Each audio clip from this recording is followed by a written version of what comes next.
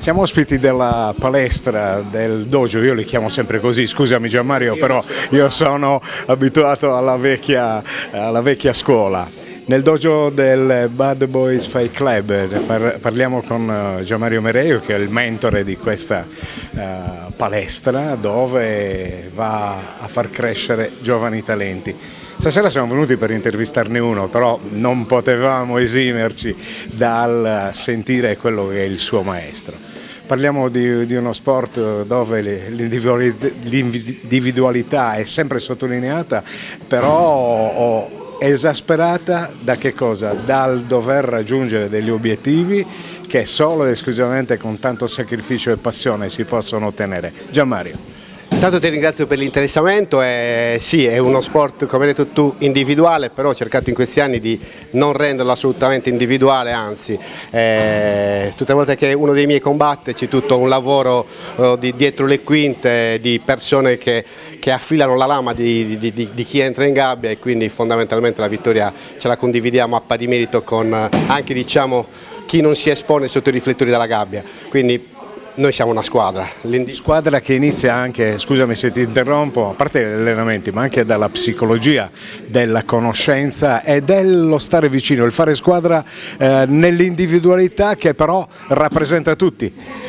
Sì, diciamo che sono un po' atipico, nel senso che io ho sempre fatto questo sport per passione, quindi ho sempre cercato di coltivare quell'aspetto sociale e formativo per i ragazzi, perché sto rendendo una stecca che mi è stata concessa anni fa con il mio vecchio maestro, che mi ha insegnato un po' a vivere la vita di tutti i giorni. Quindi diciamo che lo utilizzo sempre come un strumento per formare i ragazzi. Diciamo che potrebbero fare qualsiasi altro sport, l'importante è che sia formativo. Noi qua utilizziamo gli sport da combattimento perché, ma questo è un mio parere modesto, è fortemente formativo, perché comunque è uno sport che ha necessità di sacrifici, rinunce, quindi diciamo che già lì fa una bella selezione, e chi ha la giusta motivazione riesce non solo a vincere in gabbia ma a vincere un po' nella vita.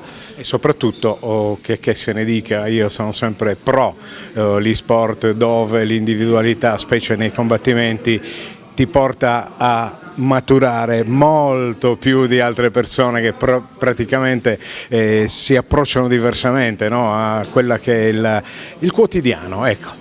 È uno sport che dà tanto semplicemente perché nella psicologia dello sport la paura di combattere è uguale alla paura di morire, quindi andiamo comunque a gestire una paura ancestrale che è quella di combattere, di fare brutte figure, e impariamo appunto a gestire la paura. Una volta che gestisci la paura, diciamo che hai fatto tanto della tua vita, perché di sicuro uno dei miei ragazzi non si inibisce durante un esame di scuola guida, un esame universitario, perché gestire lo stress al giorno d'oggi, dove siamo sempre sotto pressione, è un valore aggiunto sicuramente. Ed eccolo qui il fighter che rappresenterà Sassari e il suo dojo, il Bad Boy Fight Club. Si chiama Samuele Arca, 18 anni. Da dove nasce questa passione? La mia passione nasce da un problema che ho avuto alle ginocchia, che mi ha portato a dover interrompere il precedente sport che praticavo. Sono andato dal mio maestro per mettere a posto appunto il problema che ho avuto, e sono subito venuto qua in palestra e mi sono innamorato dello sport. Inizialmente non facevo MMA, praticavo grappling, che sarebbe la disciplina della lotta a terra, senza le percussioni quindi. Successivamente ho introdotto anche i colpi, e quindi sono passato all'MMA, e questo sport mi ha preso sempre di più, e infatti ho iniziato a lottare in gabbia, ed è lo sport che penso che mi porterò appresso per tutta quanta la vita. 18 anni, quindi una gioventù davvero che in questo sport presume una vita, insomma, un po' più allegra, diciamo così, perché ho saputo che per prepararti a questa manifestazione, a questa kermesse che ti vedrà protagonista, ripetiamo, a Belgrado, rappresentando oltre l'Italia, oltre alla tua Sardegna anche l'Italia, insomma, credo che sia davvero importante.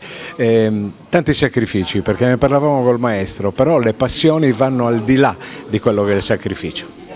Sì, credo che ogni qualvolta una persona debba ottenere dei risultati debba sacrificare qualche cosa, quindi in questo caso sacrifico un pochettino il cibo, mi metto ogni tanto a dieta, mi alleno tutte quante le sere, quindi limito un pochettino le uscite e tutto quanto, però per una passione per cui ne vale la pena.